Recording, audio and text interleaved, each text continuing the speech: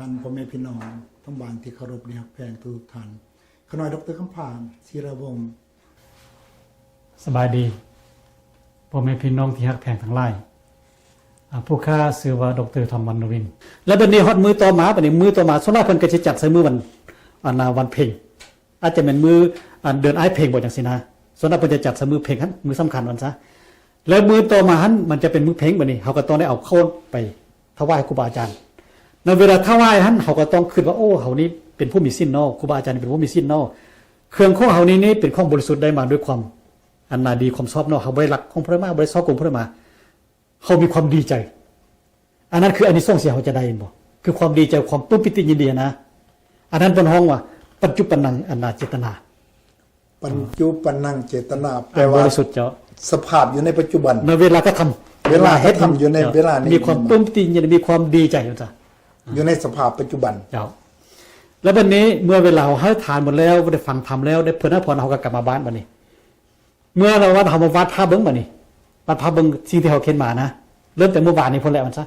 เมื่อวานนี้เขาก็ดีใจเขาได้ไปเก็บเข้ามาบ่ได้ไปเอาตีเข้ามาบ่ได้ไปซี่เข้ามาบ่แล้วมื้อนี้เขาก็ได้มาหาทานให้ครูบาอาจารย์บ่เมื่อคิดเรื่องในจิตใจมันม่วนซื่นขึ้นมานะว่าอันนี้เพิ่นฮ้องว่าอนาเจตนาที่3ปัจฉิมเจตนาปัจฉิมเจตนาคำว่าปัจฉิมแปลว่าปัจฉิมแปลว่าภายหลังจากเหตุการณ์ที่เกิดนั้นแบบอันนี้นะคืออานิสงส์ที่จะได้ก่อนคือความคือความปลื้มปิติยินดีคือความเอิบอิ่มใจแต่บุญอันนี้นี่มันเป็นบุญทางใจแต่วัตถุหันบุญทั้งก่อนมันยังบ่ทันมาฮอดเทื่อเพราะว่าบุญหันมันจะมาซ่องมันจะมาซ่องส่วนนี่ส่วนที่เป็นวัตถุส่วนที่เป็นนามธรรมเป็นฮุบเป็นนามธรรมในนามธรรมยาวมีธรรมเขาจะทั้ง2อย่างแต่เขาได้ปัจจุบันให้มันได้นามธรรมซะก่อนว่าได้ความดีจากความอันนั้นเป็นนามธรรมแต่ว่าบุญหันอาจารย์สนอเขาอาจจะเป็นซาดิหรือสนะแล้วแต่มันจะเป็นวัตถุมันนั่นน่ะยังบอกตอนนี้นี่เมื่อเวลาผู้ขาได้ยินเมื่อก่อนนั้นทานเนี่ยบอกว่ามันเดือนเพ่ง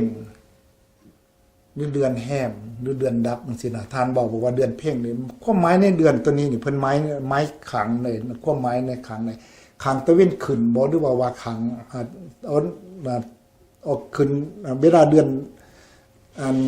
นเต็มดวงบ่หรือว่าวันนี้อะไรเพิ่นบอกว่าเดือนเพ่งมื้อเพ่งก็แต่มื้อเดือนเต็มดวงแล้วเดือนเต็มดวงเจ้า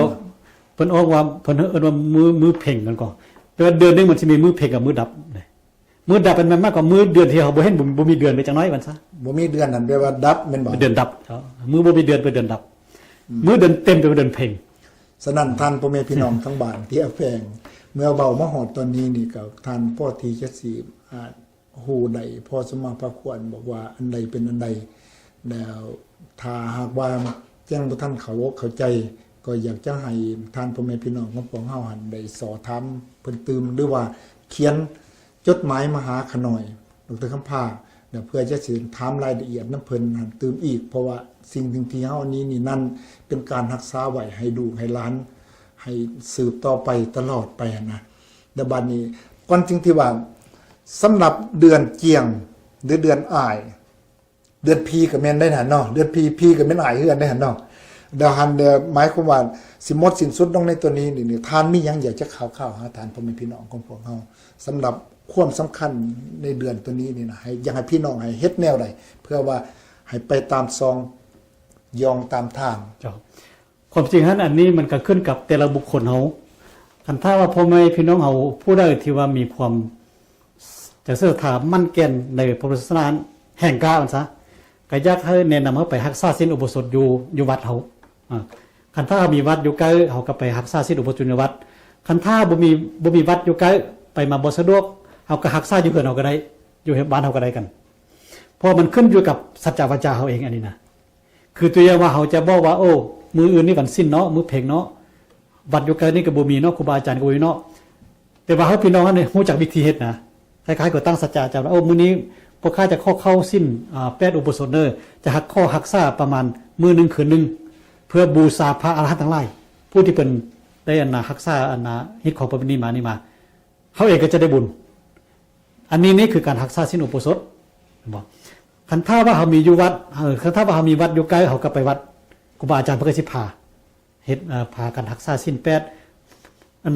หลังเทื่อเพิ่นเอาไปห่มข้าวนะมันจะเป็นพอข้าวไม่เข้าจ้ะ เป็นพ่อข้าวแม่ข้าวอันนี้เป็นรักษาศีล8แม่นบ่ ครับ ดบานิทานมีหยังที่จะสิสั่งข่าวหา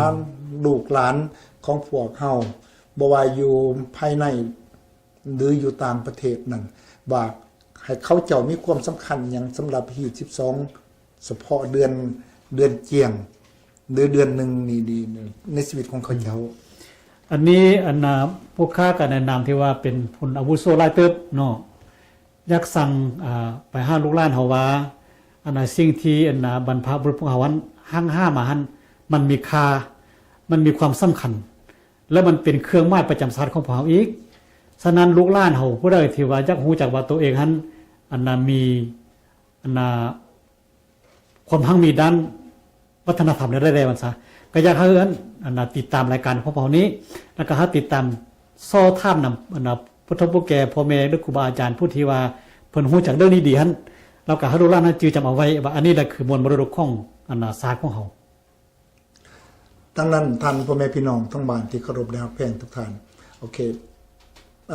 เดือนเจียงพวกเฮาก็ได้สิ้นสุดลงไปตรงนี้ แล้วก็ในเวลาต่อไปก็จะเป็นเดือนที่2คือเดือนยีว่ามีพิธีกรรมหยังแล้วก็เดือน3เดือน4เดือน5เดือน6มันต่อไป เพื่อบ่เป็นการเสียเวลาท่านพ่อแม่พี่น้องกรุณาสร้างความอดใจของตนเองนั้นด้วยว่าเอาน้ำเย็นรับประทานของหวานแล้วก็จึงคอยมาฟังรายการของพวกเฮาในโอกาสต่อไปกรุณาได้เลย